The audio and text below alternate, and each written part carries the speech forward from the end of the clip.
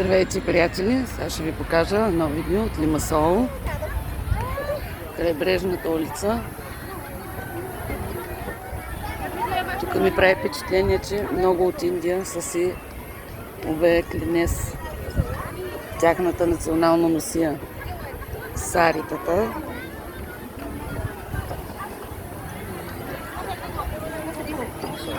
Ето, днес е неделя, всички са излезнали.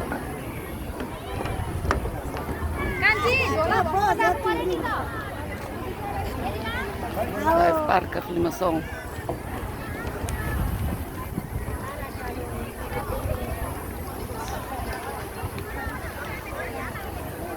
Ето, тяхните сарита. Аз, понеже гледам индийски филм, го следа. Тяхните ежедневни сарита са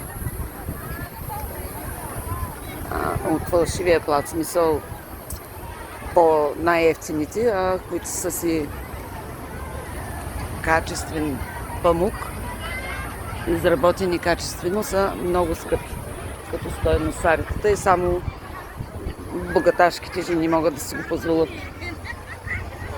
Ето.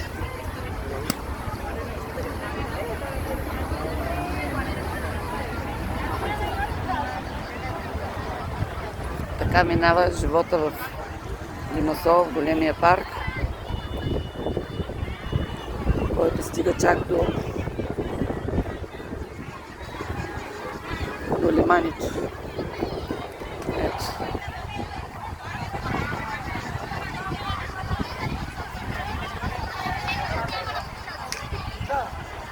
Ето го и морето.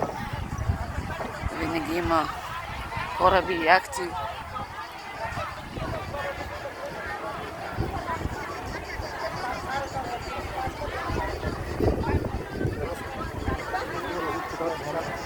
Разнообразен свят.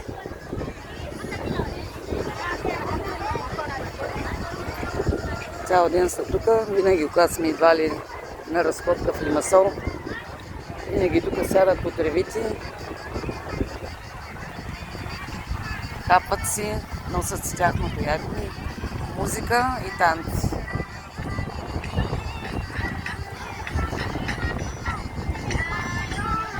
Ето и музичка снимат.